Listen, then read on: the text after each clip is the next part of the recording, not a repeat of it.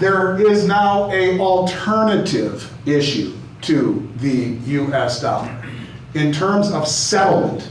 And it has been created by the BRICS and by the Chinese, largely through the BIS Innovation Hub, who has pulled out of it.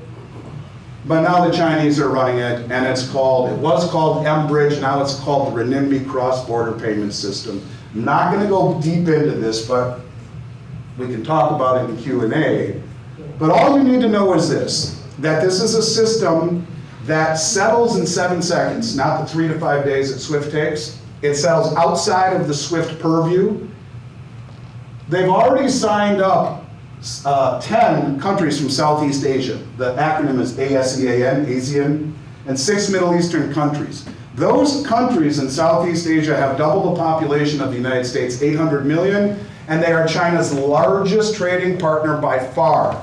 So they are able to settle cross-border payments on whatever goods they're buying from China back and forth using a system that is not interfered with by SWIFT, settles in 7 seconds, and now you have 38% of global trade already signed up. But it gets bigger than that. Actually, it gets much bigger than that. The BRICS, you see the BRICS continuing to grow.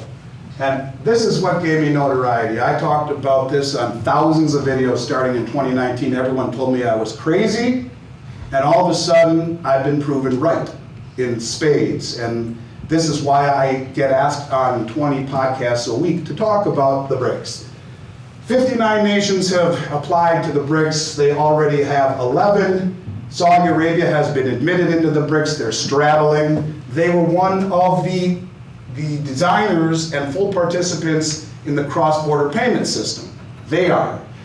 The Chinese are building a series of multi-jurisdictional vaults that they are spreading all around the world. And the next one that is being built is under construction right now in Saudi Arabia. And they will trade with one another over this cross-border payment system. And the Chinese have made digital yuan immediately convertible into gold right now in the first multi-jurisdictional vault that was built outside of Shanghai in Hong Kong. You can take your yuan, send it to that vault, and you can get gold. You do not need to convert to dollars. In essence, the yuan is as good as gold right now. And when you have the second vault being built in Saudi Arabia, do we see a problem here? Remember, what is it that made the dollar the reserve currency? That's right, it was protecting the Saudis and the exclusivity deal, which they didn't re-up. Oh, crap.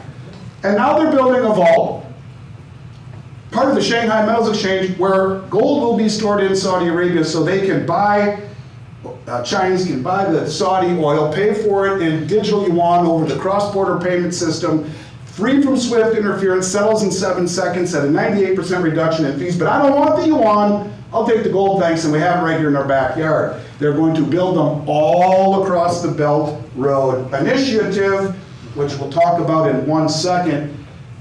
When this came out a few weeks ago, this is the biggest threat to the dollar. People would say to me, I would speak at conferences, and there would be very, very well-known people. A guy named Brent Johnson, who has the milkshake theory, smart dude.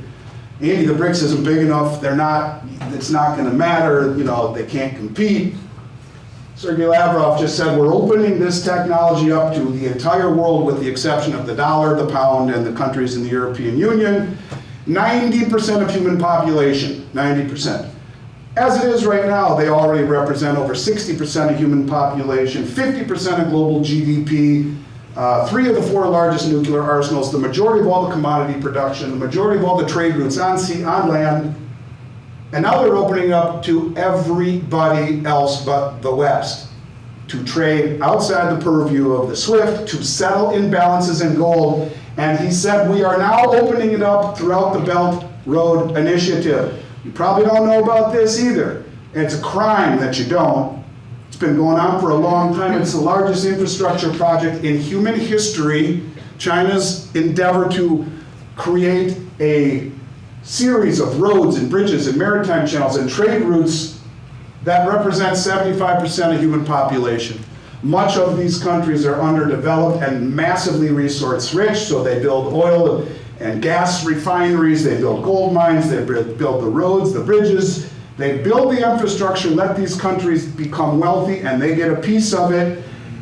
This new technology is immediately being rolled out among 75% of the world's population. Why is the dollar so strong? Because every damn country has had to use it to transact business. So if you chip away at the settlement status, if much of the world isn't going to use dollars anymore, what happens to the dollar? Worse yet, if you don't take the proceeds, excess, and put them into treasuries, and instead you put it into gold, which is the whole premise of what they're doing. What is gold? The only other tier 1 asset other than US treasuries. Do you see how this works? We trade in our local currencies. We build our own economy. What the hell do we need to build the US economy for? And then we settle imbalances in gold. Interesting.